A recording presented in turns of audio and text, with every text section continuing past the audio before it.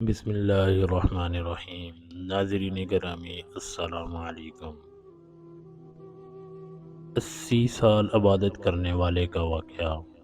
حضرت عبداللہ بن عباس رضی اللہ تعالی عنہ فرماتے ہیں، تم سے پہلے کے لوگوں میں ایک آدمی تھا جس نے 80 سال اللہ کی عبادت کی۔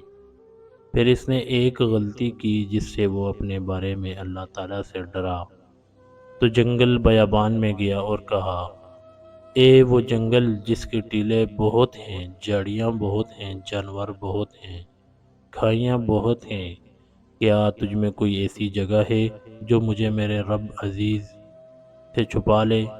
تو جنگل نے اللہ کے حکم سے اسے جواب دیا، اے فلاں، اللہ کی قسم، مجھ میں کوئی پودا اور درخت نہیں مگر اس پر ایک فرشتہ مقرر ہے، پس میں تجھے اللہ تعالیٰ سے کیسے چھپا لوں؟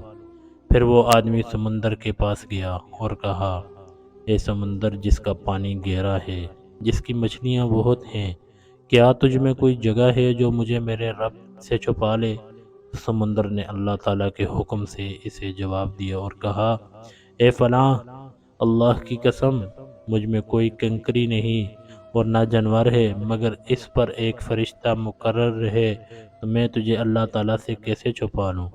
پھر وہ آدمی پہاڑوں کے پاس گیا اور کہا، اے پہاڑوں جو آسمان میں بلند ہیں، جن کی غاریں بہت ہیں، کیا تم میں کوئی جگہ ہے جو مجھے میرے رب سے بچا لے؟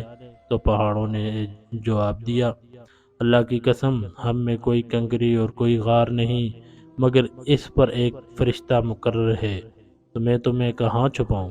تب وہ آدمی وہیں اللہ تعالیٰ کی عبادت کرنے لگا اور توبہ چاہنے لگا، یہاں تک کہ اسے موت آنے لگی تو وہ رویا اور عرض کی، اے رب، میری روح کو دوسری روحوں میں قبض کر اور میرے جسم کو دوسرے جسموں میں، اور مجھے قیامت کے دن نہ اٹھانا۔